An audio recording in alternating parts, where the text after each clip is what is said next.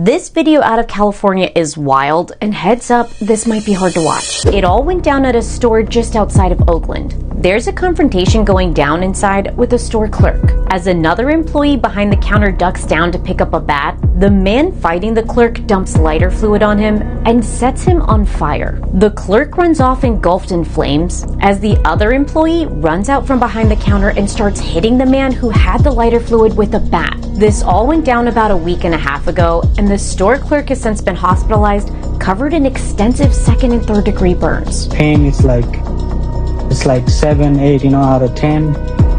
And when we clean the wound, it's over 10. The clerk says his attacker had come into the store multiple times that day, stealing lighter fluid each time. Police arrested the 38-year-old man who carried out the attack. He's unhoused, faces multiple charges including assault with a deadly weapon and arson, and is being held without bail.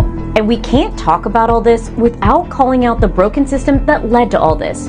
Capitalism. Unfettered capitalism that's made millionaires into billionaires and forced the rest of us into jobs that barely pay a living wage, not being able to afford healthcare or housing. And of course, the clerk's wife had to start a GoFundMe to help raise money for his medical treatment, because in the land of the free, healthcare isn't a human right. Man, shout out to Angie over at Know This News, because this is real sad. For the simple fact, what was the point of all that? Like, why do people want to do bodily harm to anybody? Me, I personally hope I never have to do bodily harm to anybody to the point where it causes them to be uncomfortable. You know what I'm saying? It's an unpleasurable experience. Like, I can't even do nothing like that, because I like to promote happiness, positivity, and all that, no matter what you're going through. It's a lot of people who ain't alive today to even say what I just said. So why should I be ungrateful? And yeah, we all go through something, we all fight through something, but like I said, why should I be ungrateful? So man, I hope this dude, have a good recovery. And man, 13 years, Jeannie had spent her nights locked in bed, her days strapped to a potty chair. The story of Jeannie Wiley was so unique that it changed what we know about the human brain forever. Clearly something was terribly wrong. She didn't speak. She was completely unkempt. She could hardly walk. She could hardly balance. Jeannie was exposed to barely any human contact for the most important developmental years of her life. A social worker discovered a 13-year-old girl who was still in diapers and whimpered like an animal. Jeannie's father, scared and frustrated with the outside world, chose to lock away his daughter to protect her after the death of his mother. In this room there was a potty seat to which she had been harnessed without any clothes, just naked, and left to sit there day and night. Jeannie's father was violent and mentally unstable, regularly beating his wife and children. When Jeannie... That's crazy that this 13-year-old was like that, you know what I'm saying? And just for the simple fact, they should let y'all know to get these electronics away from these kids and let them go outside, because this is a proven fact that they need interaction with the outside world. Like all these gadgets in front of their face, watching TikTok and all this and that type of stuff. Was discovered. Both parents were arrested. Why did you keep your daughter in a room? Mr. Wiley has no comment. After her discovery, the media became fascinated by Jeannie. Crowds gathered to catch a glimpse of the strange feral child that was all over the news. Jeannie is a fake name. She was giving this alias when her case went public. Psychiatrists who treated her decided this was the best way to protect her from the curious media. Jeannie offered scientists a unique opportunity to develop their understanding of early brain development. The question was, could Jeannie catch up? Susie Curtis was a young linguist when she got the job of looking after Jeannie 5 days a week. She was hard to be with. She did not know how to swallow very well, so she would salivate and just spit. So I would come home drenched. Now that's crazy. She 13 years old and don't know how to swallow, out here spitting and stuff. And you know what I'm saying? Like, damn, if you're gonna lock your kid away, at least educate them some. Like, just don't, this was like, I feel bad for dogs that get treated like this. So think about a human being. And then, that was your own daughter. She could have roamed around in the house. You could have taught her stuff, you know what I'm saying? But her dad was mentally ill and messed up, so. Her saliva. It was discovered that despite Jeannie's lack of speech, she was intelligent and highly curious. I was really hopeful because she was just insatiable. She wanted to know the word for everything. Let's see you jump. It emerged that Jeannie's mother had also been a victim of her father's abuse. Facing the rest of his life in prison, he took drastic action. 15 minutes before he was due in court, her father put a gun to his head. Now in state care, Jeannie continued her education as experts attempted to build her language skills. You want to see your father? Father is not living.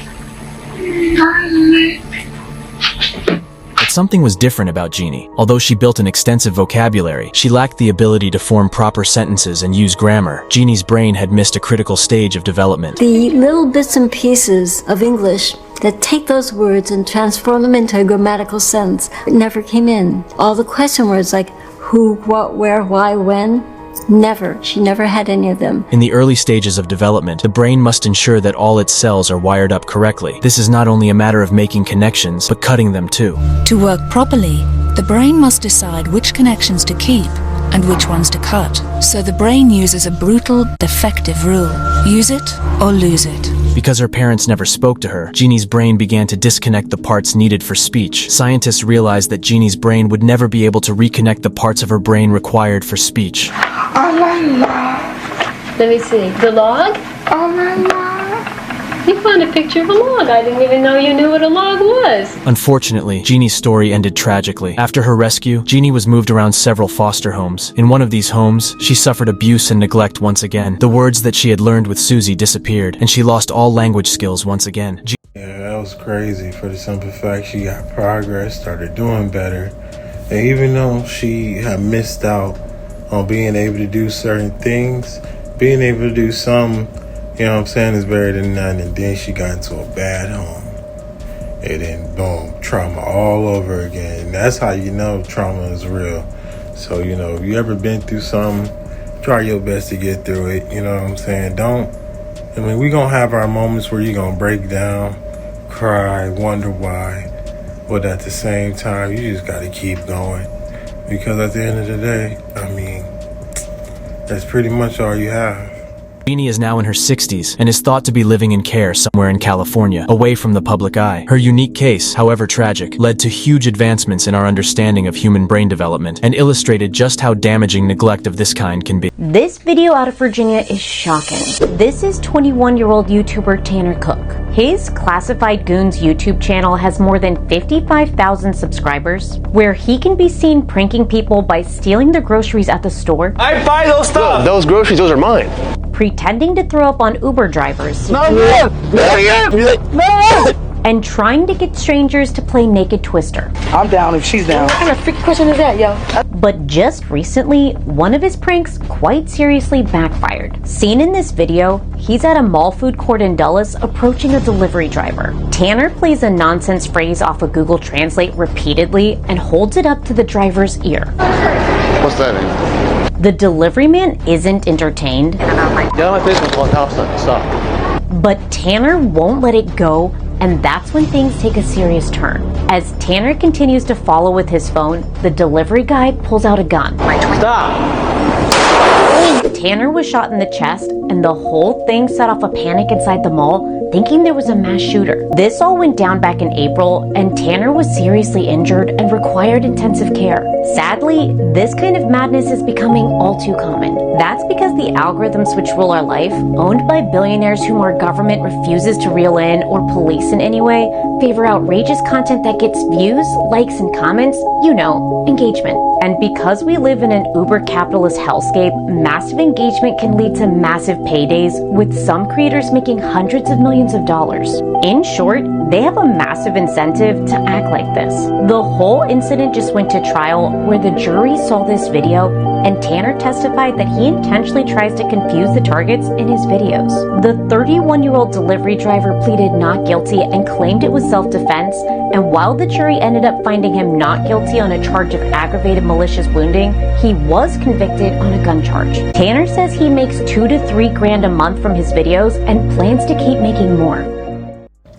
Now this guy, I remember posting this story onto a short. It was just an article where the TikToker was harassing people.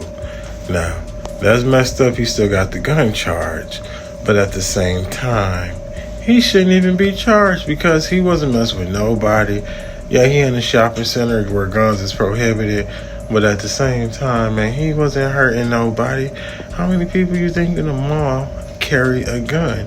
They would have metal detectors for when you walk through so they know when you have a weapon or make some kind of crazy buzzer noise, you know.